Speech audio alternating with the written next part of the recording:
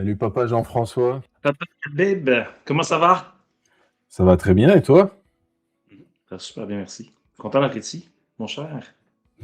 T'es prêt à passer une heure avec moi à papoter de papa et de rôle de papa? Moi, je viens juste de remarquer qu'effectivement, dans papoter, il y a papa pratiquement dedans. Donc, je viens juste de remarquer ça. Donc Moi, oui, je vais garder oui, ça. très près. On va papoter entre papas. Ouais, j'aime ça. Je vais avoir un paquet de questions à te poser, Mm. mais avant d'approfondir un peu ton rôle de papa, de te connaître un peu plus, un peu mieux avec ce rôle-là ou cette casquette-là que tu portes.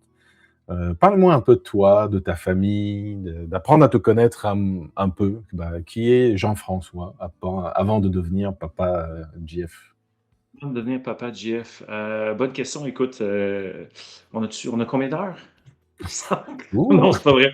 on va faire un Euh, montage après. Non, ben, écoute, moi, c'est vraiment, j'ai grandi dans une famille, 2 frères qui sont plus vieux que moi. Il y avait 5 et 8 ans de différence avec mes 2 frères, donc quand même une bonne différence, à l'origine et mes parents, à l'origine, venaient de la Chine et on a grandi à Montréal et puis, c'est ça, tu sais, une enfance, comment je te dis, assez stable. J'allais à la même école tout au long de mon primaire, même école tout au long de mon secondaire, j'ai fait le cégep, l'université. Donc, tu sais, j'ai suivi un parcours, puis essentiellement, j'ai suivi le même parcours que mes frères. Je suis allé aux mêmes endroits que mes frères et tout ça. Euh, et puis, à travers tout ça, mon père travaillait énormément, donc je le voyais le soir, souvent à 7 heures. Il s'installait devant la télé, il regardait un petit peu la télé, tout ça, puis il relaxait un petit peu le soir. Donc, c'est drôle, j'ai appris à connaître mon père, parce que mon père était médecin. J'ai appris à connaître mon père vraiment bien quand, tout d'un coup, j'ai commencé euh, à travailler à l'Hôtel Dieu avec lui, en fait, dans le même département que lui. Et là, d'un coup, j'ai vu mon père à l'hôpital, comment il était versus comment il était à la maison. Puis j'ai découvert quelqu'un qui était complètement différent. J'ai découvert un autre homme. C'est vraiment, vraiment spécial. J'en revenais pas sur le coup. Puis je comprenais un petit peu la réputation qu'il avait tout à coup. Ce que je connaissais pas avant. Donc, c'est ça, j'ai fait vraiment un parcours comme ça. Je me cherchais à travers tout ça, voir qu'est-ce que je voulais faire. J'ai fait un bac en histoire parce que je tripais sur l'histoire. Je voulais enseigner.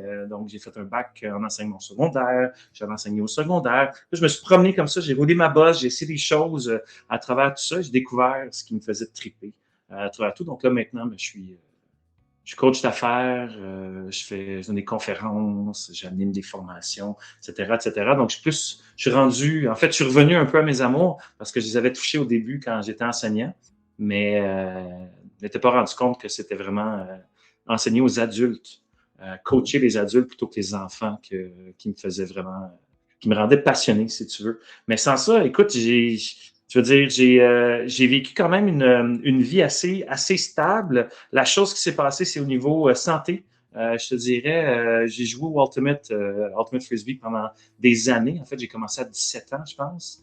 Et vers 21, 22 ans, je me suis tapé ma première hernie discale. Et j'ai continué à jouer. Et je me suis ramassé avec des hernies discales à tous les niveaux, au niveau lombaire, éventuellement. Donc, aux 2 ans, je m'en tapais une. Puis la dernière, ben, j'ai perdu 50% de la force dans ma jambe gauche. Puis à travers tout ça, j'essaie de continuer à jouer au Ultimate parce que c'était une passion. Et c'est ça, tu sais, des fois on dit on apprend soit par la sagesse, soit par la douleur. J'ai appris par la douleur éventuellement. Et puis je me souviens encore, et, écoute, je travaillais, j'étais représentant en orthopédie.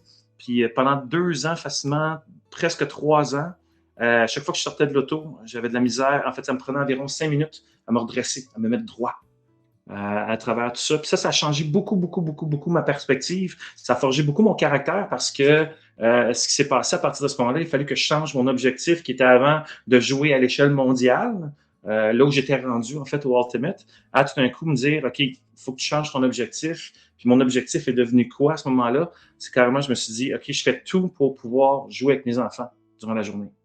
Euh, c'était ça, c'était rendu ça mon objectif. Et donc, tout ce que je faisais comme réadaptation, tout ce que je faisais comme exercice, c'était ça l'objectif, que je puisse. Donc, ça a défini un peu mon rôle de papa aussi à travers tout ça, ces enjeux de santé-là, si tu veux.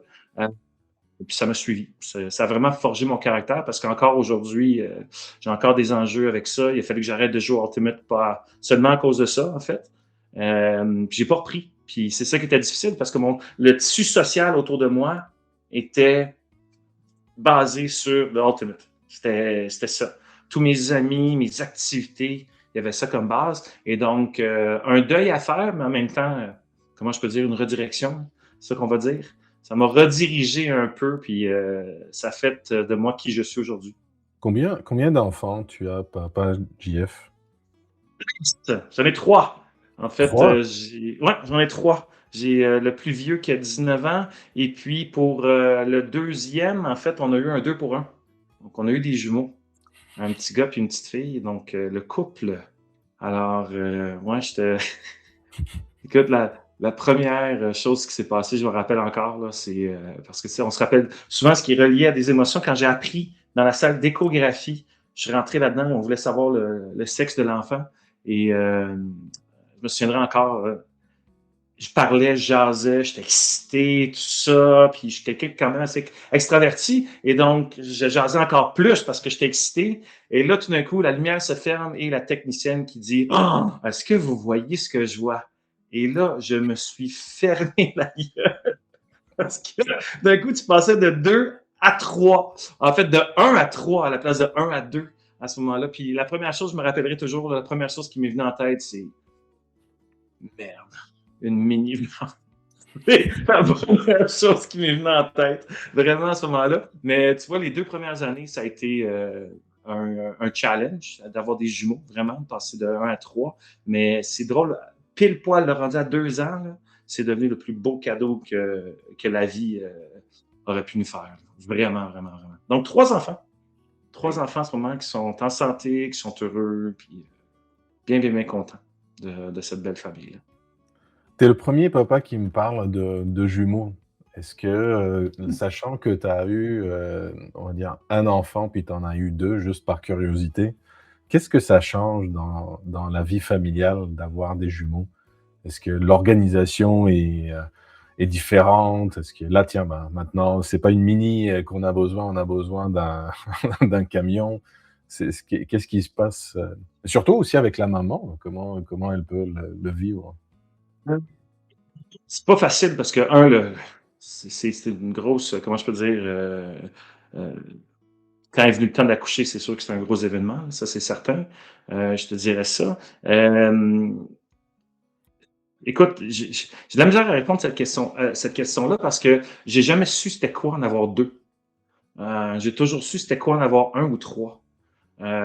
Et donc, tu sais, des gens qui me demandent, on m'a souvent demandé, qu'est-ce que tu penses qui est plus facile de commencer avec des jumeaux, puis après ça d'en avoir un troisième, ou le contraire? Je ne sais pas, je n'ai pas vécu l'autre. Ce que je sais, c'est que l'être humain a une capacité absolument incroyable à s'adapter.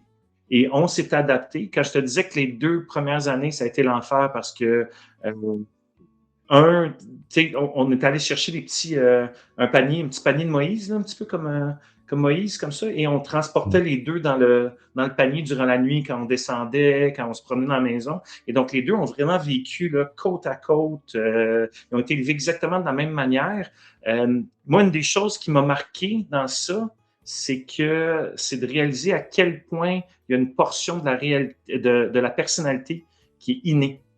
Euh, avec laquelle les gens naissent parce que les deux ont été traités exactement de la même manière au départ, les 2 premières années, puis tu voyais les personnalités qui étaient complètement différentes chez les deux. Même quand les deux sont nés, je me suis ramassé avec les deux dans mes bras au départ. Et puis, je regardais comment les deux me regardaient, ce qui transparaissait de ce regard-là et tout ça. Puis, d'un bord, je voyais la curiosité, de l'autre bord, je voyais de l'empathie, je voyais nounours, je voyais vraiment comment je peux dire, des personnalités qui étaient différentes en partant. Donc ça m'a beaucoup marqué. Euh, c'est facile, ça aurait été facile de faire en sorte que le premier soit comme laissé de côté un petit peu, si tu veux, puis de focuser sur les deux autres, mais c'est pas ça, on s'est vraiment forcé parce que les deux, on partait en se disant, OK, il faut pas tomber dans ce piège-là, et on a été capable de garder l'équilibre à ce niveau-là. Donc ça a été un challenge quotidien. On se ramenait, mais ce qui est intéressant, c'est que quand on élevait nos enfants, on avait la même vision, si tu veux. Les deux, on se conseillait, les deux, on apprenait en même temps, puis c'est vraiment un travail d'équipe. Là. Je te dis, avoir ça, vivre ça tout seul, là, Je Ça n'aurait pas été une aussi belle expérience, je te dirais. Mais vraiment, à l'âge de 2 ans, là, c'est. Tu sais, quand il parle des Terrible Twos, là, à l'âge de 2 ans, tout d'un coup, c'est devenu le plus beau cadeau. Là, je me rappelle plus exactement pourquoi, mais je me rappelle du 2 ans que tout d'un coup, tout a changé à partir de ce moment-là. C'est peut-être parce que mon fils a commencé peut-être à faire ses nuits un peu. C'est peut-être ça. Je ne sais pas. Ma fille Ça a joue? commencé à faire ses nuits dès le début, pratiquement, puis mon fils, non. Donc, c'était un beau challenge. Là. Quand il y en a un des deux qui partait à brailler, ben là, tout d'un coup, c'est de dire, OK, tu ne voulais pas qu'il réveille l'autre. Puis, Bah, donc, tu te levais tellement vite, là, c'était fou. papa JF, est-ce que tu avais toujours envie d'être papa? Pour être totalement franc, non. Non, quand on en a parlé la première fois, je m'en rappelle, j'avais passé 30 ans. Puis sur le coup, c'était OK, tu sais, on peut commencer à essayer, mais je l'avais jamais considéré. Je ne sais pas pourquoi. Euh, et puis là, tout d'un coup, je suis devenu un papa. Puis à partir du moment où je suis devenu papa, ben, je me suis dit, j'aurais jamais pu faire autrement. J'aurais jamais pu ne pas être papa. Euh, donc, ce qui fait que, tu sais, souvent, tu vas arriver, tu dis, oh non, moi, j'en veux pas d'enfant ou quoi que ce soit. Mais je pense qu'à partir du moment où tu sais c'est quoi, c'est là où tu dis, une chance que j'en ai eu. Puis j'ai été vraiment, vraiment, vraiment, je me considère, quand on parle de gratitude, là, je pense que c'est la chose pour laquelle j'ai le plus de gratitude, c'est d'avoir 3 beaux enfants qui sont en santé, qui sont heureux, qui vont bien en ce moment. Moi, je pense que ça, c'est la chose pour laquelle j'ai le plus de gratitude. Mais non, au début, si j'avais pas été en couple à cette époque-là, je sais pas si j'en aurais eu des enfants. Est-ce qu'il y a des choses que tu aurais aimé savoir avant de devenir papa? Être papa, c'est ça, c'est un petit peu, c'est quoi, tu passes le test avant d'avoir vu la théorie. Mmh. C'est vraiment ça. Donc, il y a tellement de choses, oui, t'es dans les essais et les erreurs, puis des fois, tu te ramasses à des moments où tu fais, j'ai aucune idée quoi faire en ce moment. Mais tu sais, quand on parle souvent de la nuit porte-conseil ou il y a des moments où tu vas être plus créatif que d'autres, tu trouves tout le temps des solutions en bout de ligne. Mais sur le coup, des fois, je trouve que ça peut être tellement décourageant. Euh, mais est-ce qu'il y a des choses en particulier que j'aurais aimé savoir? Oh, moi, je me faisais tout le temps dire, tu sais, profites-en, ça dure pas longtemps, quand ils sont tout petits, quand ils grandissent, c'est des plus gros problèmes, puis etc., etc. Moi, je considère que chaque époque, chaque période a sa beauté, a ses beaux moments. Puis oui, je vais regarder quand il était jeune, puis dire ah ça c'était le fun, ah ça c'est des belles photos, puis tout ça. Mais je pense pas que je vais le regarder avec nostalgie parce que tu sais là je les vois à 19 ans, 16 ans. Il y a tellement des belles choses que je vois en ce moment. Puis c'est comme si tout d'un coup, peu importe l'époque dans laquelle ils sont, je suis heureux d'être avec eux autres. Euh, et donc, ça, de me faire dire profites-en, c'est oui, j'en profite, mais pas parce que c'est beau en ce moment, puis ça va être moins beau plus tard. Profites-en parce que, en fait, profites-en, pas juste en ce moment, profites-en toute ta vie. Puis arrange-toi pour les garder proches de toi toute ta vie. C'est plus comme ça que j'aurais aimé l'entendre, celui-là. Mais écoute, c'est pas quelque chose de grave. Je l'ai découvert au fur et à mesure, mais je me rappelle, c'est probablement un des conseils que je me faisais donner constamment par les gens de ma famille, puis les amis, etc., etc. Puis je me suis rendu compte que finalement, ah, c'était pas totalement vrai, si tu veux, comme conseil. Donc c'est peut-être ça que j'aurais aimé savoir. Ouais, peut-être. C'est quoi être papa pour toi? Ben, c'est plusieurs choses. Un des plus beaux cadeaux que la vie peut te faire. Là. C'est ça, comme je l'ai dit tantôt, je pense que tu peux le découvrir seulement en le devenant, en le devenant papa. Puis en devenant un papa aussi qui est présent. Un papa comment je peux dire, qui est là, qui est proche de ses enfants, si tu veux. Être papa, c'est une très, très grosse responsabilité selon moi. Euh, Tu sais, quand je me demandais, je me suis souvent posé cette question-là à travers le temps, savoir c'était quoi une des responsabilités, une des plus grandes responsabilités d'un enfant. Tu sais. Euh, pour moi, une des plus grandes responsabilités d'un parent, c'est de faire découvrir à ses enfants leurs forces. c'est de faire réaliser à nos enfants leurs forces, puis pas de leur dire automatiquement où aller ou quoi que ce soit, mais juste de leur faire réaliser des fois ce qui peut rester dans notre zone aveugle pendant tellement longtemps, leur faire réaliser tôt pour qu'ils puissent s'en servir, pour qu'ils puissent s'orienter dans la vie vers des endroits qui vont les amener à utiliser ces forces-là le plus souvent possible, à les développer, ces forces-là. Moi, je pense que ça, c'est un des grands rôles d'un parent, puis ben, pas de père-mère, je te dirais, mais d'un papa peut-être, oui. Ça aussi à ce niveau-là, parce que souvent, tu as la séparation des rôles là, qui vont se passer dans un couple. Puis il y a certaines choses que moi, souvent, je vais voir la mère qui va être meilleure dedans, puis des fois, le père va être meilleur dans autre chose. Mais je te dirais que peut-être que ça, au niveau des forces, c'est les deux, ça, à ce niveau-là. Donc, je pense que le rôle d'un père, c'est ça. Le rôle d'un père, c'est d'être présent pour moi. C'est d'être présent, puis pas juste d'être présent pour donner des solutions, mais des fois juste être présent. Là, tu sais, l'image que j'ai eue en est qui m'a marqué, c'était deux personnes qui étaient couchées dans l'herbe côte à côte. Puis des fois, ça disait, parfois, tout ce dont tu as besoin, c'est juste de te coucher dans l'herbe à côté de la personne, puis de lui laisser savoir que tu es là. Puis ça, je pense que pour les enfants, euh, c'est quelque chose qui est important, qu'ils sachent que tu es là no matter what. Puis tu n'es même pas obligé d'être physiquement là, ils savent que tu es là. Puis ça, je pense que d'avoir ça, de faire en sorte que ça fasse partie de notre rôle, ça, je pense que c'est important. Puis c'est pas facile à faire parce que c'est un ressenti, souvent. Mais je pense que ça se bâtit à travers le temps, graduellement. Tu sais, petit morceau de Lego après petit morceau de Lego. Euh, donc, c'est pas mal ça. Puis la dernière chose, je te dirais, rôle d'un père, je pense que c'est de faire en sorte que tes enfants se sentent en sécurité. Puis se sentent en sécurité, pas seulement, tu sais, l'ancien rôle du père, là, pour moi, c'était sécurité physique et financière. Là. Mais je pense que c'est beaucoup plus que ça. Là. C'est sécurité psychologique aussi. Euh, Savoir qu'ils sont aimés, peu importe ce qui se passe, puis être capable de leur dire aussi. Ou, tu sais, si t'es pas capable de leur dire, ben, être capable de leur faire en sorte qu'ils le ressentent. Puis ça, c'est mon père. Écoute, je me rappelle pas s'il m'a déjà dit je t'aime, mais je l'ai senti. Beaucoup, beaucoup, beaucoup, beaucoup, ça. Parce que mon père était énormément dans le ressenti. Ça, on peut dire que j'ai un trait de caractère que j'ai hérité de mon père, c'est ça. C'est de ressentir la vie. Puis mon père était beaucoup, beaucoup, beaucoup dans ça. Mais ça, je m'en suis rendu compte après sa mort. On a un héritage un peu de nos parents, qu'on le veuille ou pas. Moi, je partage souvent le fait qu'il y a des choses que je reprochais à mon papa et que je remarque aujourd'hui, je fais exactement la même chose. Ah oui? En fait, mon ADN avait besoin d'être un peu plus mature pour arriver au stade de comprendre ce qu'il faisait et pourquoi il le faisait.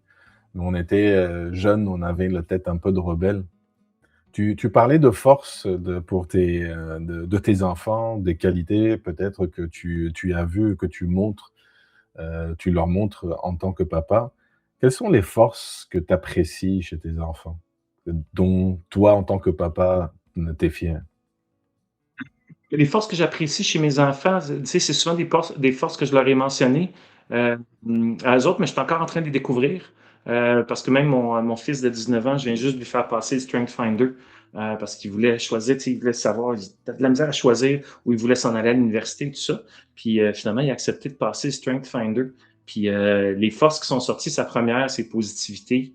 Euh, il y a des forces, lui, je te dirais, il y a une capacité de créer des liens qui sont absolument incroyables. Il a une capacité à créer un réseau autour de lui, de faire en sorte que les gens veuillent être avec lui. Mon autre fils, c'est son... Écoute, lui aussi, c'est un petit gars de gang. Il a une empathie qui est absolument incroyable. C'est celui qui va te poser la question. Tu vas dire, puis comment ta journée, ça va super bien. Puis toi, papa, comment était ta journée? C'est celui qui va ressentir quand tu vas pas bien ou quoi que ce soit. Donc lui, il y a beaucoup cette empathie-là, je te dirais, à ce niveau-là. Et puis rassembleur, ma fille, ça, j'ai déjà dit, elle a une capacité à l'émerveillement qui est absolument incroyable. Tu sais, c'est la personne à qui tu vas donner quelque chose, Puis elle va tellement «Ah! Waouh, c'est incroyable!» que tu vas vouloir lui donner un autre cadeau tout de suite, juste pour revivre ça, si tu veux. Et donc, elle a cette capacité-là, à ce niveau-là, qui est absolument incroyable. Puis comme je te dirais, tu sais, quand elle était plus jeune, parce que c'est sûr que des fois, il y a des choses d'un coup, à un que vieillir peut aller chercher, mais elle avait, puis elle l'a encore, cette capacité-là, être dans le moment présent aussi. Et donc, ils ont toutes des forces qui sont différentes, puis ils ont des forces qui vont se greffer à tout ça, que je vais découvrir au fur et à mesure qu'ils vont grandir. Mais moi, c'est une des choses que je veux faire, puis que j'ai toujours dit, tu sais, comme par exemple, cette force-là, être dans le moment présent, moi, je voulais m'assurer qu'elle la conserve. Pourquoi? Parce que il y a beaucoup d'adultes qui vont perdre cette force-là à travers le temps, puis qui vont payer une fortune après ça pour être capable de la rattraper, si tu veux, cette force-là, ou la réactiver. Et donc, moi, c'était de dire, OK, je veux pas qu'ils disparaissent, ces forces-là. Tu sais, comment s'assurer qu'on les développe, ces forces-là, à travers le temps, puis qu'on les chérisse en quelque sorte. Donc, je pense que ça, c'est un challenge au quotidien, si tu veux, mais c'est de s'assurer aussi que, en gros, on crée un environnement où ils vont pouvoir se déployer par eux-mêmes sans avoir une direction bien précise dans tout ça. Mais ça, je te dirais que c'est à première vue, là, quand je te parle, il y en a plein d'autres forces, mais c'est-à-dire celles qui ressortent le plus chez les trois, mais c'est toutes des forces qui sont différentes. C'est ça qui est le fun. La richesse dans une famille, éventuellement, ils peuvent se compléter. Moi, je sais que certaines forces qui sont autour de moi avec mes enfants ou mon épouse, c'est parfois je suis jaloux de me rendre compte que j'analyse le monde entier, où ma femme me dit: «Pourquoi tu te prends le chou avec ça?» Je lui dis: «Mais mince, j'aimerais bien juste me dire, j'ai pas besoin de penser à ça, mais j'ai l'impression que c'est plus mon cerveau, mon ADN, il est programmé à fonctionner de cette façon-là». Et d'un côté, tu es jaloux, mais d'un côté, tu as envie de changer, mais tu te rends compte que changer, c'est assez dur. Donc ce que tu fais peut-être avec ta fille ou tes enfants, le fait qu'ils réalisent dès maintenant, ça va leur permettre de créer une bonne base autour de ça. Et c'est celle-là, en fait, qui va être assez solide pour la suite. Parce que là, je me rends compte, la base que j'ai, il y a certaines choses, je me dis: «Oh, pour aller modifier ça, pour aller modifier certaines racines, c'est quand même du travail à faire». C'est pas, à notre âge à nous. Mais au moins, Non, ouais, on peut ouais. transmettre de planter différemment et d'arroser différemment, pour les autres. Mais sais-tu quoi? Puis moi, je regarde avec le temps, puis oui, tu sais, des fois, il y a des choses qu'on veut changer ou quoi que ce soit. Moi, ce que je me suis rendu compte un petit peu à travers le temps, puis c'est ce qui m'a aiguillé un petit peu avec mes enfants, c'est qu'il y a certaines forces qui, avec le temps, se sont tues. Euh, que ce soit les attentes de la société ou les attentes perçues de la société, les attentes perçues de mon entourage ou quoi que ce soit. Il y a certaines forces que j'ai tues à travers le temps, que je suis en train de redécouvrir, si tu veux, avec le temps. Puis je me rends compte que hey, ces forces-là, là, sérieusement, c'est tellement des belles choses à avoir, c'est tellement des choses qui me propulsent puis qui m'amènent vers là où j'aimerais être. Et donc, ce que ça m'a démontré, ça, c'est de dire, OK, c'est comment j'aide, comment j'utilise mes enfants pour faire en sorte qu'ils deviennent des gardiens de ces forces-là, si tu veux, puis qu'ils s'assurent que c'est des non négociables, ces forces-là, de pouvoir les utiliser, qui s'assurent de les protéger, si tu veux, en quelque sorte, ces forces-là, puis de les développer, puis de faire en sorte qu'ils les utilisent tout au long de leur vie, puis qu'ils ne laissent pas d'autres personnes, en fait, leur dire, hey, t'es trop, comment je peux dire, tu prends trop de place, tu parles trop fort, tu fais ci, tu fais ça. En bout de ligne, c'est que à travers ta vie, tu vas décevoir des gens à travers ta vie, mais une personne que tu ne dois jamais décevoir, c'est toi-même. Hein. Puis c'est ça que je veux absolument qui se rencontre, parce que moi, je pense que je l'ai fait dans ma vie, à travers ma vie, à travers mes expériences de travail, à travers plein de choses. C'est potentiellement, ça m'est arrivé des fois de me décevoir moi-même. C'est ça que je me suis rendu compte, c'est comme, oh, non, c'est ça que tu veux pas dans la vie. Dis-moi, papa JF, est-ce que, toi, en tant que Jean-François, tu as évolué grâce à papa JF? C'est, écoute, la réponse, c'est oui en majuscule, là. Euh, je serais tellement une autre personne aujourd'hui si j'avais pas été un père. Ça, je te dis que c'est un des plus beaux cadeaux parce que c'est drôle, tu sais, on apprend de nos enfants hein, aussi énormément, énormément. Puis je pense, je te dirais même que je pense que mes enfants ont été ma plus grande source d'apprentissage. Euh, j'écoute beaucoup. J'écoute beaucoup le non-verbal, j'écoute beaucoup le ressenti, tout ça. Puis mes enfants, je suis tout le temps là en train d'écouter ça chez eux. Et c'est ça, j'ai appris énormément de choses. Puis des fois, il y a beaucoup de choses aussi qui sont des reflets de toi. Aussi à travers tout ça. Donc, on se voit des fois, des traits des fois qui peuvent nous choquer ou quoi que ce soit, mais d'un coup, tu te rends compte que, oh merde, ça me choque parce que c'est une copie de moi, si tu veux, en quelque sorte, à ce niveau-là. Donc, oui, ça m'a beaucoup, beaucoup, beaucoup modelé. Puis, une des choses que, comment je peux dire, cette générosité-là que tu peux avoir, c'est vivre en une communauté constante là, autour de toi.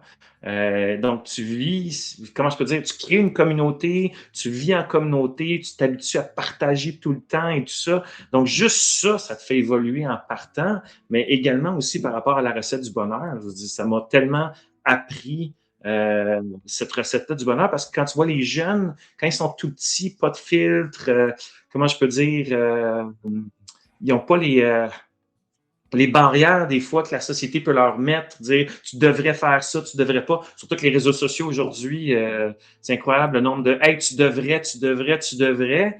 Mais quand ils sont jeunes, cet émerveillement-là, ce cœur d'enfant-là, moi, je pense que je l'ai conservé, mon cœur d'enfant, euh, beaucoup plus à cause de mes enfants que quoi que ce soit d'autre dans la vie.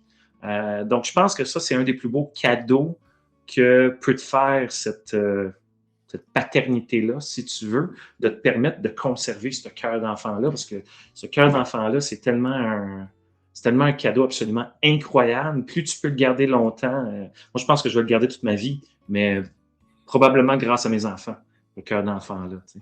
Pour dire qu'il est tout le temps là, là. Mais simplement cette capacité-là à revenir dans ton cœur d'enfant, ça je pense que c'est un des plus beaux cadeaux que la paternité me fait. Tu as parlé des réseaux sociaux. Je suis curieux d'avoir ton avis sur l'impact des réseaux sociaux sur tes enfants ou peut-être les enfants aujourd'hui. Est-ce que tu as un avis autour de ça? Est-ce que tu penses que les réseaux sociaux sont un allié aux parents pour les aider dans l'éducation ou complètement le contraire? Quel est ton avis là-dessus avec ce que tu vis avec tes enfants? Euh, j'ai deux visions là-dessus. C'est sûr que le nombre, tu sais, tout ce qui est mème et tout ça, là, ça devient pratiquement une drogue. Donc, moi, je pense que le nombre d'heures que tu peux passer à juste comme ça, mais quand tu dis, puis ressortir de là avec très peu d'apprentissage. Moi, quand je le fais souvent, ce que je vais faire, je prends énormément de screenshots de citations, de choses comme ça qui me marquent ou d'outils, beaucoup dans ces choses-là. Mais je suis d'accord que je vais perdre du temps, pas autant que mes enfants par contre, mais je vais en perdre quand même. L'endroit où je trouve que c'est intéressant, si on appelle ça des réseaux sociaux, moi, mon plus vieux, il y a durant la pandémie, il est en secondaire 3, je pense, à peu près dans ce coin-là, secondaire 2, 3. Et ce que ça a permis, ces réseaux sociaux-là, ça lui a permis de faire exploser son réseau, son côté social. Ça l'a développé énormément en passant par les réseaux sociaux ou grâce aux réseaux sociaux, je te dirais. Donc, ça a vraiment eu un impact positif sur lui, ça. Et puis même mes deux autres, les réseaux sociaux leur permettent vraiment d'être en contact, mais constamment avec les autres. Donc, je pense qu'il y a un côté positif à ce niveau-là, au niveau de la sociabilité. Bon, sociabilité qui est différente, là, ça c'est certain. Euh, c'est drôle parce qu'ils fonctionnent tous différemment. Ma fille, elle enregistre des messages comme ça pour parler à ses amis, tandis que mes fils, ils écrivent. Donc, c'est deux façons différentes de faire, si tu veux. Mais donc, je pense qu'il y a un côté positif, mais le côté négatif, c'est vraiment ça, c'est cette facilité-là à, je veux dire, perdre son temps. Tu sais, c'est perdre son temps. Puis à un moment donné, j'avais écouté un podcast qui disait que c'est quoi? C'est l'ennui est essentiellement comment je peux dire, le plus grand allié de la créativité. Et là, de nos jours, avec les réseaux sociaux, avec les cellulaires qui sont une extension de leurs mains, ben, ce que ça fait, c'est que nos enfants ne s'ennuient plus. Et puis, ils sont plus capables de s'ennuyer, en fait. De dire que j'arrive à un endroit, puis je suis dans le métro, puis on est en train de se promener, puis je sors pas mon cellulaire, je fais rien, j'écoute pas de la musique, je suis juste là dans le moment présent. Mais c'est beaucoup plus difficile à faire aujourd'hui, je pense. Et donc, est-ce que ça va avoir un impact sur cette créativité-là qu'il pourrait avoir? Potentiellement, je te dirais. J'avais trouvé ça intéressant comme point de vue, ce podcast-là, par rapport à la créativité puis l'ennui. Donc, je pense que nos enfants, à ce niveau-là, gagneraient à s'ennuyer un petit peu plus. Euh, mais je pense pas que c'est faisable avec les cellulaires et les réseaux sociaux en ce moment. Ou c'est vraiment très difficile, en tout cas. Moi, j'ai entendu récemment, parler un peu du sujet de la procrastination. J'ai même discuté avec certains des copains de mon fils autour de ce sujet-là, la procrastination. On le prend d'une façon négative. En fait, d'une façon négative en disant: «La procrastination, c'est pas bien, il faut toujours être en activité». Donc là, tu te dis: «OK, bah, moi, procrastiner, bah, je suis en mode peut-être ennui, j'ai pas envie de faire certaines choses». Mais certains ont analysé en disant: «La procrastination, c'est laisser au cerveau de créer, de résoudre des problèmes. Tu lui as donné tellement d'infos qu'à un moment donné, il est en train de les classer dans les tiroirs, classer les bonnes». Donc la procrastination correspond à ça. Et c'est vrai que moi, je la vois dans la créativité, c'est qu'à un moment donné, tu as tellement de flux d'infos. Moi, je peux m'asseoir, regarder Netflix, mais en même temps, je sais que je suis en train de: «Ah oui, mais il y a ça, puis ah, il y a des choses qui deviennent claires et tout». C'est pour ça que pour moi, regarder Netflix: «Ah non, il faut que tu travailles tout le temps». Moi, je dis: «Mais je travaille, mais je laisse aussi le temps à mon cerveau de digérer certaines choses». Je regarde toujours le côté positif de l'impact qu'on peut avoir, parce que je considère que tout ce qu'il y a autour de nous, tout ce qu'on fait a le double effet, que ça soit bien ou pas. Donc Tout. c'est pour Tu as ça, raison. c'est l'eau, quand tu la bois, elle est très bien, elle te rafraîchit, mais si tu en bois beaucoup d'eau fraîche, bah, ça te cause des problèmes. Donc c'est vraiment comment doser, c'est quoi l'équilibre, par rapport aux informations que tu reçois, le temps que tu passes et cetera. Nos définitions des choses. Donc bah, oui, les réseaux sociaux sont là, mais leur utilisation X fois, c'est ça qui nuit. Pas, c'est pas le fait qu'ils existent. En tout cas, Ouais. Ben, ça peut sais-tu être un quoi? Le mot que tu as utilisé, équilibre, je pense que c'est celui qui est le plus important dans tout ça. Et puis, tu sais, il va y avoir des applications qui vont avoir un effet négatif sur les enfants. Il y en a d'autres qui peuvent avoir des effets super positifs. Mon fils avait sorti une application l'autre jour avec sa copine. C'est une application où quand tu étudies, tu mets toutes tes applications en sourdine, si tu mmh. veux. Et puis là, tu dis, OK, je vais étudier pendant 25 minutes. Puis là, pendant 25 minutes, lui, il monitore toutes ces choses-là, voir si tu embarques sur tes textos, si tu fais ci, si tu fais ça. Et puis, ce que ça fait, c'est que ça te permet de faire grandir une fleur, si tu veux. Euh, donc, ça s'appelle, il me semble, ça s'appelle Flora. Et tout ça, et là, donc, sur les réseaux sociaux, tu partages, tu sais, ton jardin, ta fleur avec tes amis ou quoi que ce soit. Donc, ça devient une compétition pratiquement de focus. Puis ça, j'ai trouvé ça génial comme application. Puis je me dis, c'est ça, tu sais, cette capacité-là de l'être humain à créer des choses, donc la créativité à laquelle on revient, il va y avoir des applications qui vont avoir des effets positifs, il va y en avoir d'autres qui vont avoir des effets négatifs. À un moment donné, comme tu dis, c'est de trouver cette balance-là. Puis éventuellement, ben, si on cherche, moi, selon moi, on est capable de trouver plus de positif que de négatif là, si on cherche. Papa JF, quel est le plus grand défi que tu as rencontré en tant que papa? Je pense que le plus grand défi, c'est de faire confiance à la vie. De ne pas avoir trop peur, puis de ne pas laisser cette peur-là te guider. Si tu veux, ouais, faire confiance à la vie, je pense, c'est pas facile parce que tu as peur qu'ils partent dans la mauvaise direction, tu as peur qu'ils prennent des mauvaises décisions, tu as peur de. Puis tu peux laisser cette peur-là, tu as peur qu'ils réussissent pas, tu as peur. Tu sais, il y a tellement de peurs en tant que parent qui peuvent ressortir, et donc de challenger ces peurs-là pour faire en sorte que ces peurs-là te paralysent pas ou t'amènent pas à prendre des actions qui vont nuire, si tu veux, à tes enfants. Euh, je pense que ça, c'est un des plus grands challenges. Moi, je suis pas quelqu'un qui est comment je peux dire, je suis pas quelqu'un qui est très strict. Je suis pas quelqu'un qui met énormément de règles, tu sais, ou qui va punir, si tu veux. Ce que je disais à mon fils il y a pas si longtemps que ça, à un moment donné, c'est de dire, si à un moment donné, je te mets une règle, tu sais, j'en mets pas beaucoup de règles, puis je suis pas strict, mais si je te mets une règle à un moment donné, c'est parce que je sais que cette règle-là va t'aider, toi, dans une situation ou une autre où tu aurais peut-être tendance à surutiliser certaines forces puis à aller dans une mauvaise direction en surutilisant ces forces-là ou aller dans une direction qui va peut-être pas être positive pour toi ou avoir un impact positif pour toi. Donc, c'est dire, si jamais à un moment donné, je mets une règle, c'est parce que je sens que peut-être qu'il y a un plus grand danger que ce que toi tu ressens ou quoi que ce soit. Mais c'est de trouver cet équilibre-là pour dire, OK, je veux qu'ils fassent leurs erreurs, je veux qu'ils apprennent de leurs erreurs, mais en même temps, il y en a certaines que je peux leur éviter. Donc, c'est de trouver cet équilibre-là. Donc, pas leur dire exactement quoi faire, leur laisser faire les choses, mais en même temps, les encadrer en même temps. Donc, je pense que cette capacité-là, un petit peu à laisser aller, à faire confiance à la vie, puis à créer la recette en chemin, je pense que c'est le plus grand défi à travers tout ça parce que ça te demande d'être constamment à l'affût. Euh, si tu es sur le pilote automatique pendant trop longtemps, qu'est-ce qui va se passer? Ben, ouais, c'est la nouvelle façon de conduire maintenant avec les pilotes automatiques sur les Tesla et compagnie. Là, celle-là, c'est bien beau, là, cette façon de faire-là, mais le problème, c'est que justement, ça peut te faire passer à côté d'occasions, d'opportunités.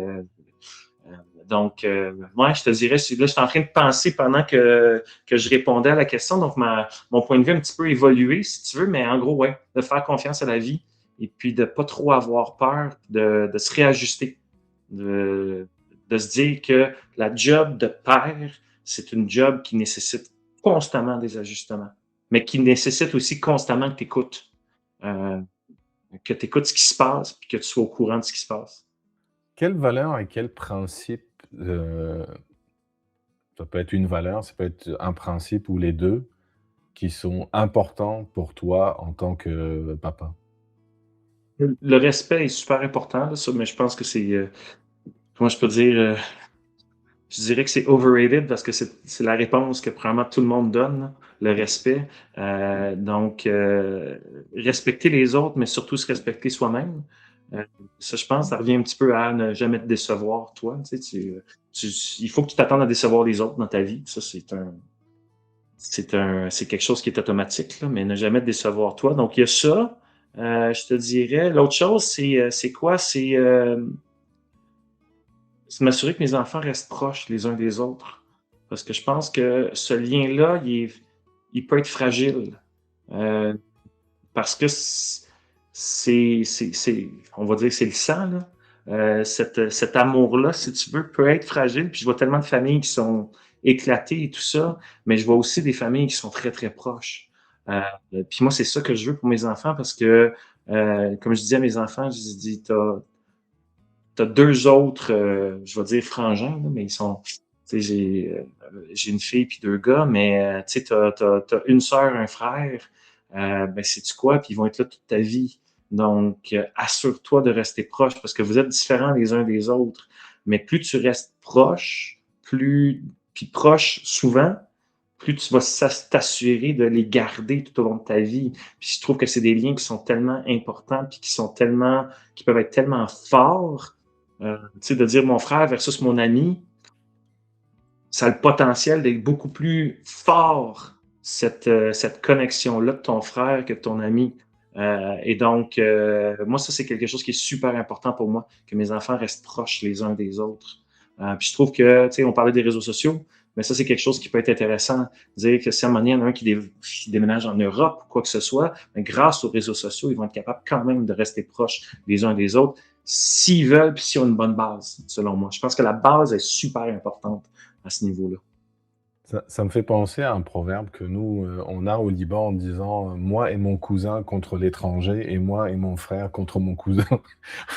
C'est c'est dire il y a toujours contre quelqu'un, mais ça permet de dire à quel niveau. Ça me fait penser aux alliances qu'on peut faire dans la vie, mais ça m'a fait penser à ça, ce que tu viens de raconter. moi et mon cousin Contre un étranger, contre un contre quelqu'un étranger, que puis tu moi et mon connais pas, frère contre mon et cousin. moi et mon frère contre mon cousin, toi, c'est donc là, tu t'approches, tu vois, par rapport au lien de sang, par rapport, à la famille et tout. Pourtant, c'est ta famille aussi, le cousin, tout, mais il est Oui, c'est ça, un il peu est plus loin. un Il petit est peu plus loin, c'est ça. Exact. Papa JF, est-ce que ça t'arrive de discuter des sujets, sérieux ou des sujets un peu difficiles avec tes enfants? Ah, c'est certain, c'est, tu sais, dernièrement, j'ai mon fils qui était blessé, puis, tous mes enfants font énormément de sport, sont dans le ultimate puis dans le soccer beaucoup et puis, c'est ça, il était blessé puis, là, c'est de dire, OK, comment je peux dire cette préparation mentale-là, si tu veux, cette force mentale-là, en quelque sorte? Hem, Ça, je vais souvent le faire avec mes enfants, heu de travailler sur ça. On va avoir des discussions sur les liens familiaux, si tu veux, et tout ça. Donc oui, on va souvent avoir des discussions comme ça, mais sais-tu quoi? Souvent, ces discussions-là, je vais les avoir quand? Euh, je vais les avoir quand je fais mon travail de taxi, si tu veux. Ah Euh, oui. dans l'auto avec les enfants, je vais souvent les avoir dans ces moments-là, si tu veux, mais tu sais, ça revient en fait au principe dont je te parlais tantôt. J'en ai plein d'autres principes, plein d'autres valeurs qui sont importantes pour moi. Mais c'est dire quand tu vois tout d'un coup il y a un comportement ou quoi que ce soit qui va à l'encontre de ces valeurs-là, mais comment je fais un reflet à mes enfants à ce moment-là, puis comment on en discute, ça, je pense que c'est quelque chose qui est très, très, très important. Puis ça revient à, quand on disait la job, d'être à l'écoute, d'être présent, mais ça revient à ça, dire je suis à l'écoute, je suis présent, je vois quelque chose qui va peut-être pas dans dans, dans la direction qui fit avec les valeurs qui sont importantes pour moi, mais c'est d'avoir cette discussion-là. Puis c'est de découvrir peut-être que rien qui va contre ta valeur, c'est peut-être simplement une perception. Mais tu vois, ce que j'ai commencé à faire de temps en temps, c'est d'aller déjeuner avec les enfants, avec un des enfants et tout ça, pour justement avoir des discussions comme ça, voir où est-ce qu'il y en est, où est-ce qu'ils sont, où est-ce qu'ils s'en vont, etc. Tu sais, avoir vraiment un son de cloche, parce que sans ça, souvent, j'ai son de cloche de groupe, mais d'avoir ce son de cloche-là individuel, je pense que c'est quelque chose qui est important, puis c'est quelque chose que je veux garder même dans le futur, si tu veux. Donc la réponse est oui. Ça m'arrive souvent d'avoir ces conversations-là par rapport à des valeurs, par rapport au bonheur. En gros, tu sais, qu'est-ce qui amène ce bonheur-là? Comment tu fais pour focuser sur ce qui est positif dans ta vie versus ce qui est négatif? Si tu veux. Donc, des discussions autour de tout ça, là, je pense que c'est des discussions qui sont importantes puis qui sont le fun à avoir aussi avec tes enfants. Comment tes enfants te regardent comme papa? Comment ils me regardent? Tu sais, c'est difficile. Tu sais, je l'ai vu, cette question-là, dans le questionnaire que tu m'avais envoyé, puis je trouvais qu'elle était tellement difficile à répondre parce que il faudrait que je leur fasse faire un 360, tu sais, ou que je me fasse faire un 360, si tu veux, pour vraiment le découvrir.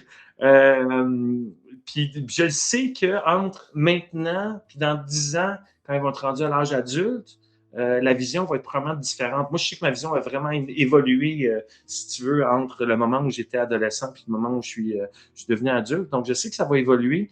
Euh, Quand j'ai demandé la question à mon fils l'autre jour, il a fait ben là, t'es le meilleur papa, là. Puis c'est sorti tellement comme ben là. C'est sorti comme ça. Je me suis dit, OK, non, mais j'aimerais ça être dans ta tête pour voir comment tu me perçois, toi. Parce que je sais que, ils me perçoivent comme gênant, parce que je suis quelqu'un qui n'est pas gêné dans la vie. Et puis, un de mes plaisirs les plus grands, c'est de faire honte à mes enfants.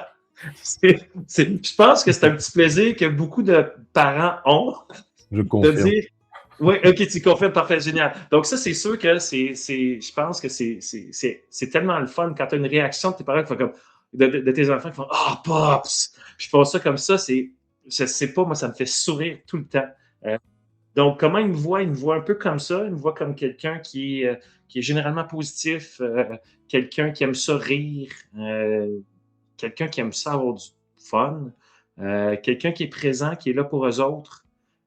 Euh, mais tu sais, ce qui est difficile, c'est quoi? C'est que C'est sûr qu'il y a plein de traits de caractère que tu vas avoir que tes enfants prennent pour acquis parce qu'ils ont grandi avec ça, si tu veux, puis qu'ils vont découvrir probablement plus tard, en découvrant d'autres traits de caractère que oh wow, ok, ça c'était hot ou ça c'était moins cool, tu sais. Donc, ça, c'est sûr que j'ai ça en tête, mais c'est pour ça que je te dis que ça va évoluer. Mais sans ça, quand même, perçoivent, ouais, ça revient pas mal à ça. Quelqu'un qui est vraiment un père qui est beaucoup présent, un père qui est très aimant, un père qui est colleux, oui. Mhm. Puis dernièrement, à un moment donné, j'ai commencé à reprendre mes enfants par rapport à leur colle. Quand ils me faisaient une colle, puis ils faisaient juste comme ça avec la tête de côté, comme ça, je disais, non, non, non, non, on la prend comme ça, la tête s'en vient d'ici. Parce que c'est ça, je trouve ça tellement important, ce contact-là physique. Puis c'est de leur faire découvrir ce que ça peut te donner, ce contact physique-là. Non, pour moi, c'est quelque chose qui est très important, ça. Donc oui, présent, colleux, euh, aimant. Écoute, je leur dis tellement souvent que je les aime.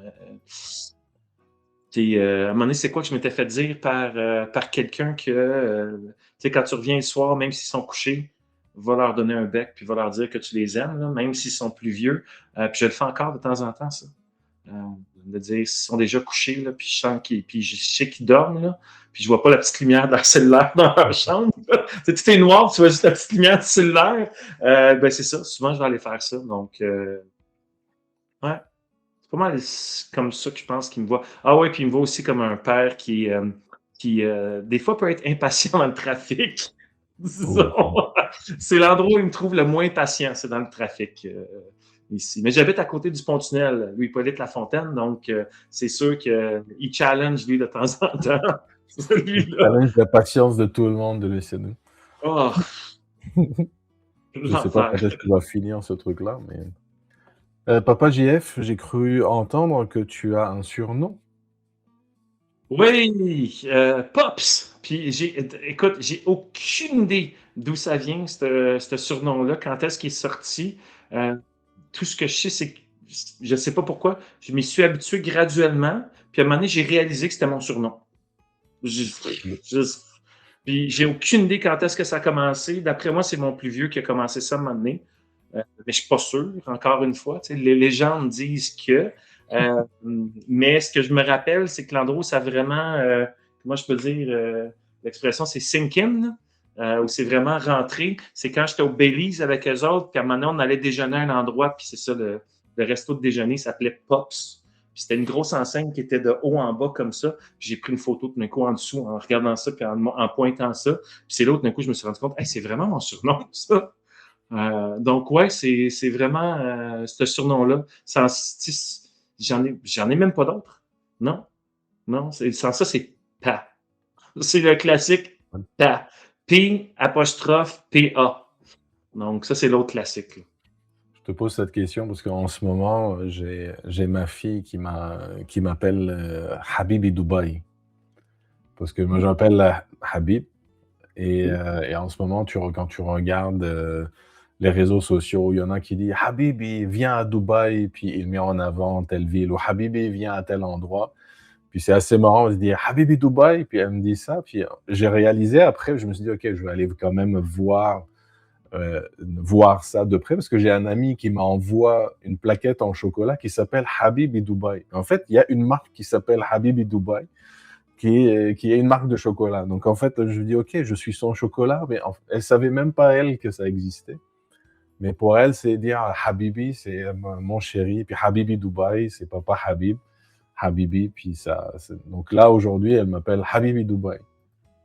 Écoute, si tu es capable de trouver un T-shirt qui a ça décrit dessus, il faut que tu te l'achètes, là. Oh, ben, T'as pas le choix. moi, je vais le faire imprimer. Parce que j'ai imprimé des t-shirts avec mes conseils de papa que je mettais à l'avant ou à l'arrière, parce que je me dis, OK, je vais faire un Habibi Dubaï. Ou je vais la laisser m'offrir un t-shirt, ce sera mieux. Je vais lui dire, tiens, ça peut être intéressant de m'offrir un t-shirt Habibi Dubaï.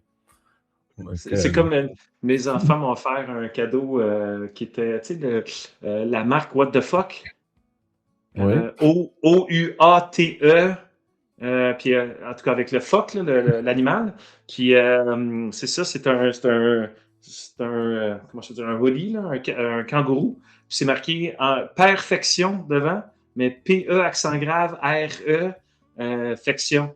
J'ai trouvé ça tellement drôle quand j'ai vu ça. Puis donc, ça a été un cadeau de Noël que j'ai eu. Puis la première fois que je l'ai porté, j'étais allé dans un événement. Là, c'est chez des amis qui organisent une soirée jeux de société et tout ça. Il y a quelqu'un qui m'a vu, qui me connaissait pas, qui fait comme ouais, il dit t'as confiance en toi.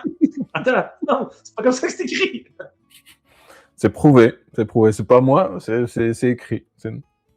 Mais ça, c'est mes enfants qui me l'ont donné. Bah, en parlant de père, tiens, papa JF, quel est le meilleur conseil que tu as reçu de ton propre papa? Sais-tu quoi? J'essaye de trouver un conseil en particulier que mon père m'a donné. Puis j'avais de la misère à me rappeler d'un conseil qu'il m'avait donné. Euh, Directement, là, moi, une des choses que j'ai appris de mon père, donc c'est un conseil plus indirect, si tu veux, c'est l'importance des petits plaisirs de la vie. Euh, Puis mon père, ce que je me suis rendu compte, c'est quoi? C'est quelqu'un qui, en famille, ne parlait pas beaucoup, euh, mais il ressentait. Et donc, je te dirais que c'est les deux choses que je suis allé chercher, qui ne sont pas des conseils euh, qui étaient verbales, c'est plus des conseils qui étaient dans l'attitude, dans la façon de faire, si tu veux. Puis mon père, au souper de famille, là, il était au bout de la table, puis il disait pas un mot, rarement, mais il y avait un sourire sur le visage tout le long du souper de famille.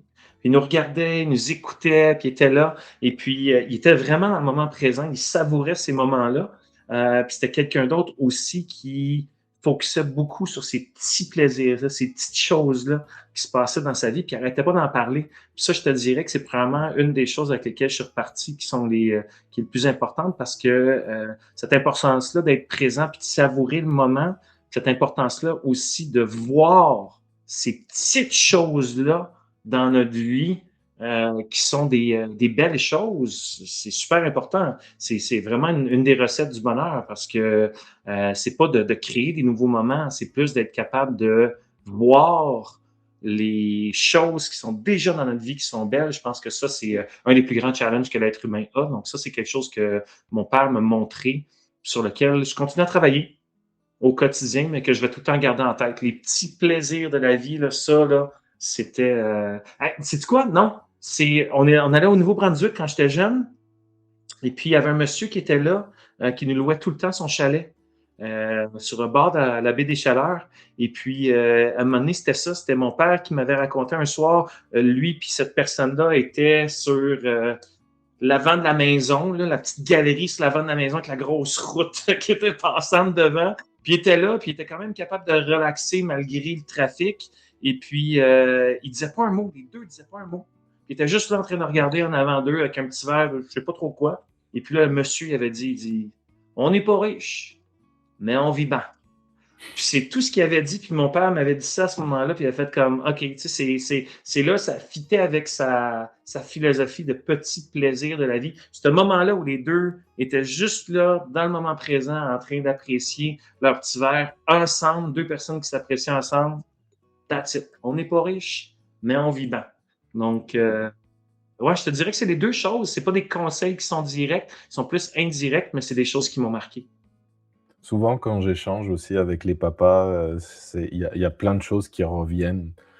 C'est les moments un peu spontanés d'échange. Donc, s'il y a un conseil ou plusieurs, c'est encore mieux. D'ailleurs, quel est ton conseil, toi, en tant que papa JF, à tes enfants pour leur vie d'aujourd'hui ou leur vie future? Écoute, une des choses qui est super importante pour moi, c'est une copie. En fait, la copie est jamais aussi bonne que l'original. Donc, qu'ils soient leur propre original, si tu veux, là, qu'ils respectent ça. Ça, je pense que c'est quelque chose qui est super important. Un autre conseil, c'est quoi? Puis ça, je les reprends au quotidien. C'est les mots qu'ils utilisent pour décrire leur réalité deviennent leur réalité. Et donc, c'est de se rendre compte de l'importance des mots qu'on utilise dans notre quotidien, puis de leur en faire des reflets des fois s'ils utilisent certains de ces mots-là. Puis souvent, tout ce que je vais faire, c'est que je vais répéter le mot qu'ils ont utilisé. Puis là, des fois, par eux-mêmes, ils vont le changer.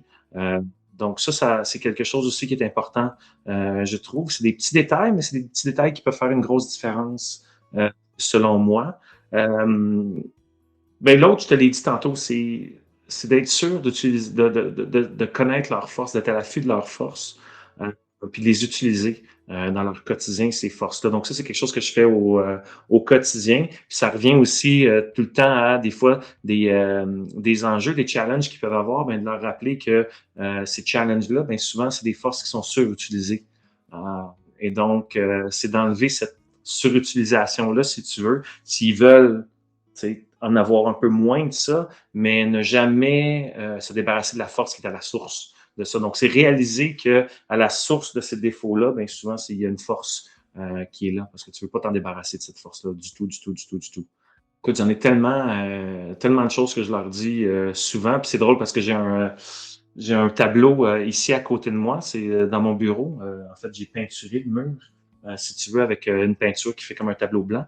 Et puis là-dessus, j'ai comme je dirais que c'est mon vision board. C'est pas vraiment un vision board, là, mais c'est toutes les choses sur lesquelles je veux travailler en ce moment, les citations dont je veux me rappeler, etc., etc. Puis il y en a tout plein là-dedans qui sont que les autres vont prendre, puis qui vont euh, qui vont appliquer des fois, qui vont faire du sens pour eux autres, si tu veux. Puis une que j'ai partagée avec mon fils l'autre jour, puis qui a fait comme, oh, je vais me rappeler de celle-là, c'est tout ce que je perds crée de l'espace pour tout ce dont j'ai besoin. Donc là, il a regardé ça, il a fait comme, ça, c'était mon fils quand il était blessé à ce moment-là. Donc, c'est de se rendre compte de ça. Puis, en bout de ligne, quand tu as des challenges dans ta vie, mais ces challenges-là vont te modeler, ils vont te donner quelque chose tout le temps. Tu peux apprendre de ces challenges-là. Donc, ça allait un petit peu avec ça. Parce que tu vas tout le temps passer à travers des challenges dans ta vie, mais c'est de voir comment tu vas chercher le meilleur de ces challenges-là. Puis un petit dernier que j'aime répéter souvent quand ils vivent des challenges, c'est euh, curieux de voir comment ça va se tourner à ton avantage. Euh, Parce que ce qui est drôle avec cette question-là, c'est que je reviens tout le temps en arrière après ça pour dire, oh, hey, est-ce que ça se pourrait qu'il y ait quelque chose de positif qui soit sorti de ça? Pour leur faire réaliser que finalement, il y a tout le temps quelque chose de positif. Donc, je me dis qu'à force de leur rappeler ça, ben, ils vont peut-être avoir tendance à switcher plus vers, OK, c'est quoi l'opportunité qu'il y a là-dedans rapidement versus de rester dans le challenge, si tu veux. Donc, il y en a plein, c'était de trouver c'est de les trouver au fur et à mesure que je m'en parlais, parce qu'il n'y en a pas comme un en particulier que je me dis c'est celui que je répète tout le temps, tout le temps, tout le temps, tout le temps, tout le temps. Mais ouais, ça revient pas mal à ça. Là. Si je pense à d'autres, je te le dirai tantôt. C'est normal parce que même moi, j'en ai fait 101 conseils en mode livre que j'ai offert à mes enfants. Donc, en plus, je pose la question, quel est ton conseil? Et moi, j'en ai 101, voire plus, plus. Mais tu t'as dit tout à l'heure de copie, ça vaut pas l'original. Ça m'a fait penser à un truc rigolo avec mon papa. C'est l'époque où tu avais les CD, puis on gravait les CD et puis on faisait des copies et tout. Au Liban, c'est devenu un marché. Tu as des copies de tous les films, de la musique, et puis les choses que tu trouvais pas en mode de piratage, tu pouvais les faire. Et mon père me dit, ah bah viens, tu peux les acheter ici. Moi j'étais en France, tu peux les acheter ici, ça coûte pas cher. Je dis, ah bon, mais c'est une copie. Il dit, non, non, c'est une copie originale. Je dis, mais ça reste une copie. Il me dit, mais non, c'est une copie originale. Ok, parce qu'il y a une copie de copie ou donc ça m'a fait sourire parce que lui il a insisté comme quoi c'est une copie originale qui coûte pas cher. Donc moi ok, bah si tu le dis, si tu le C'est dis. quoi? C'est correct, papa. C'est une copie originale. Une C'est. copie originale. J'ai un peu comme toi là, moi j'ai installé un mur ici que je dessine dessus, j'écris mes pensées parce que je suis quelqu'un de visuel, j'ai besoin aussi de voir ça. Puis j'ai un ami qui m'a fait graver une vingtaine de mes conseils de papa. Il est parti sur le site, il les a gravés sur des bouts de bois, il a mis des magnets derrière. Oh, wow. Et là, ils sont tous en fait là. C'est en disant, parmi ces conseils-là, il y a un verre à moitié vide, c'est un verre qui te donne la possibilité de le remplir avec ce que tu veux. C'est une autre façon de voir pessimiste, optimiste, avec moitié vide, moitié plein. C'est-à-dire, bah, le moitié vide aussi, il a sa raison d'être, mais qui te donne des possibilités. Est-ce que tu les vois au lieu juste de voir que c'est uniquement plein? Et là, j'ai ma question pour toi, parce que je t'avais posé de demander d'aller voir la chaîne YouTube, voir les conseils des autres papas, voir mon site aussi, conseils de papa. Est-ce qu'il y a un conseil ou plusieurs d'un papa ou de mes conseils qui t'a marqué, où tu dis, ah, ça me parle. Ben, j'ai surtout focusé sur tes conseils à toi pour être franc, pour être totalement franc avec toi. En fait, j'en ai mis plusieurs, mais il y en a quatre à côté desquels j'ai mis vraiment des étoiles. Il y en a un, c'était Les petits plaisirs de la vie. Là. Ah non, attends, non, c'est pas celui-là. Oublie Ça, ça. c'est Je ton les avais papa. finalement. Je les avais. C'est juste, j'ai lu trop vite. OK, donc, il y en a un, ben, demande de l'aide. Celui-là, en fait, une des raisons pour laquelle je l'aime beaucoup, c'est que, c'est quelque chose avec lequel j'ai eu de la misère dans ma vie. Beaucoup de misère à demander de l'aide. Mais une des choses que j'ai découvert aussi, à demander de l'aide, c'est que, ben, ça t'allège un peu, si tu veux, en quelque sorte. Numéro 2, ça crée de la confiance aussi de l'autre personne envers toi. Quand tu crées, il y a comme un effet secondaire qui est là aussi, qui est super intéressant. Donc, d'oser de demander de l'aide parce que, tu sais, à un moment donné, c'est qui l'astronaute qui est allé l'astronaute canadien qui est allé dans l'espace? Euh, Ah oui, Saint-Jacques? c'est pas à moi qu'il faut poser ce genre Ouais. de OK, questions. mais il me semble, Saint-Jacques, il me semble. Puis sa femme, c'est une médecin qui fait du dépannage. Et donc, souvent, qui va partir dans le Grand Nord ou des choses comme ça. Et si je me rappelle bien, ils ont 4 ou 5 enfants. En tout cas, ils ont beaucoup d'enfants. OK? Et lui était pour s'entraîner pour aller dans l'espace. Il était allé en Russie pendant un bon bout de temps et tout ça. Et donc, elle, outre sa job de médecin, en plus de ça, elle s'occupait des 4, 5 enfants et tout ça. Et puis, à un moment donné, c'était son père qui offrait de l'aide et tout ça. Puis, non, non, c'est correct, tout ça. Puis, à un moment donné, son père qui a dit ne m'enlève pas le droit de me sentir utile. Puis j'avais trouvé ça magnifique quand j'avais entendu ça. Et puis ça m'était resté en tête, si tu veux, en quelque sorte. Et donc, des fois, quand j'ai encore le challenge de demander de l'aide, ben souvent, je me rappelais de cette phrase-là qui avait été magnifique, je trouve, comme phrase. Donc, il y a ça. Ta santé d'abord, je pense que le corps, c'est notre seul vrai investissement. C'est l'investissement qu'on va garder toute notre vie, si tu veux. Et donc, celui-là, tu sais, souvent, on s'en rend compte un petit peu trop tard quand on commence à avoir des problèmes ici. Et donc, c'est de se challenger pour dire, OK, maintenant, j'ai des petits problèmes ou j'ai des petits enjeux, des petits challenges. Ben, comment je le respecte, ça, en bout de ligne? Puis ce que je me rends compte, c'est que plus tu prends soin de cette santé-là, plus tu te sens bien. Tu sais, un esprit sain dans un corps sain, là, ça fait beaucoup plus son sens maintenant pour moi, cette expression-là, qu'il y a 10 ans, il y a 15 ans, il y a 20 ans. Même si j'avais mes problèmes de dos à cette époque-là, c'était pas quelque chose qui me passait par la tête, si tu veux. Donc, celui-là est important pour moi. L'autre, ben, ça revient à ce que je disais tantôt un petit peu. Tu sais, quand je parlais de l'original puis de la copie, là, la copie originale, excuse-moi, de ton père, soit le coquelicot dans le champ de Marguerite. Ouais. Et donc, tu sais, puis de reconnaître aussi que nos petits défauts, nos petites forces surutilisées, mais c'est du quoi ça fait de nous souvent des êtres qui sont encore plus beaux, si tu veux, ces petits défauts-là en bowling. Ça dépend juste comment on les regarde. Donc, celui-là, je pense qu'il était super intéressant. Puis l'image est intéressante aussi de Coquelicot dans un champ de Marguerite parce que on s'entend pour dire qu'il va ressortir pas mal. Dans Popeye, là. Oui, pas mal. Souris, la vie te sourira. C'est super puissant comme phrase. Je me rappelle, c'était quoi? Dans le temps, je prenais l'autobus pour aller à McGill, puis un matin sur deux, c'était le même chauffeur, et c'était un chauffeur qui, quand tu rentrais dans son autobus, faisait «Bonjour, monsieur, comment ça va?» Il y a tout le temps un sourire dans le visage. Et tu commençais il fermait la porte, puis l'autobus partait, puis il commençait à chanter.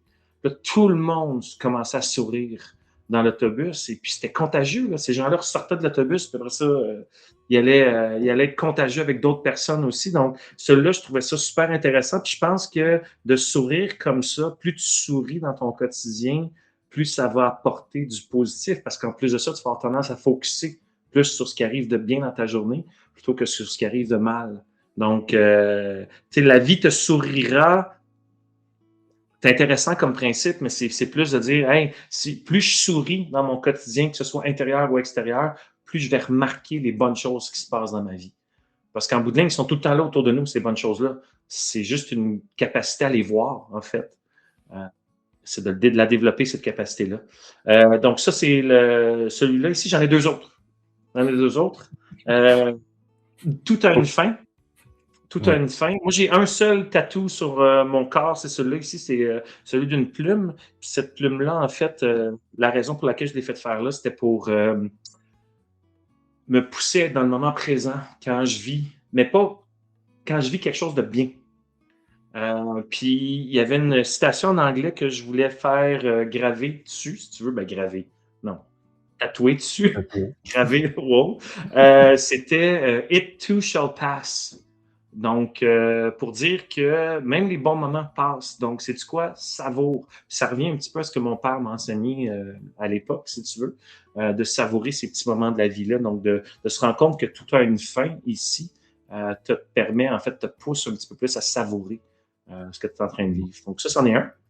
Et finalement, le dernier, ben, ça revient à ce que je te disais tantôt. Respecte-toi en premier. Celui-là ici, ça revient un petit peu à, tu sais, ne te déçois jamais. C'est une autre façon un petit peu de le dire. Donc, celui-là, quand je l'ai lu, j'ai fait, ouais, celui-là, il est pas mal important si tu veux.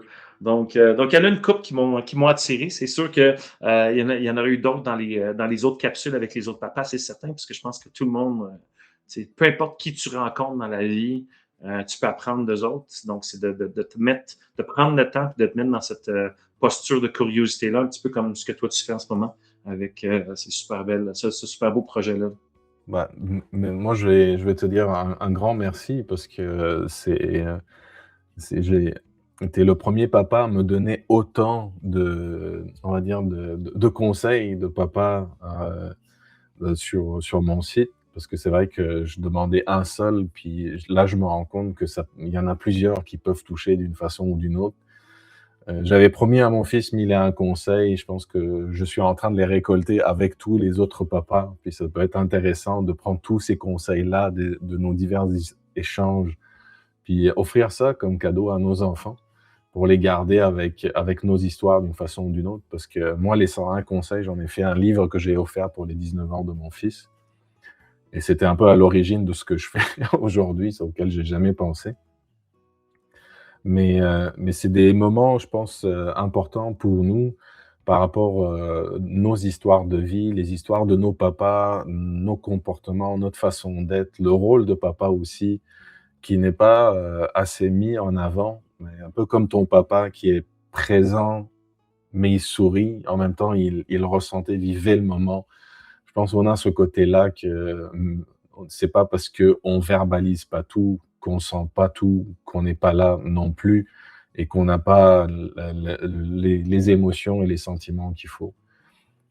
Moi, je vais te remercier beaucoup pour ce moment que tu m'as accordé aujourd'hui.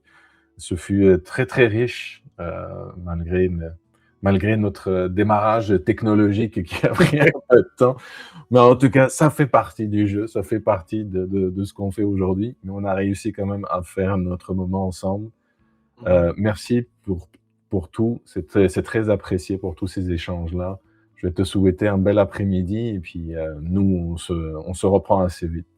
C'est certain. Hey, prends soin de toi, David. Merci beaucoup hein, pour ce temps-là. Bye bye. Bon après-midi. Salut papa JF.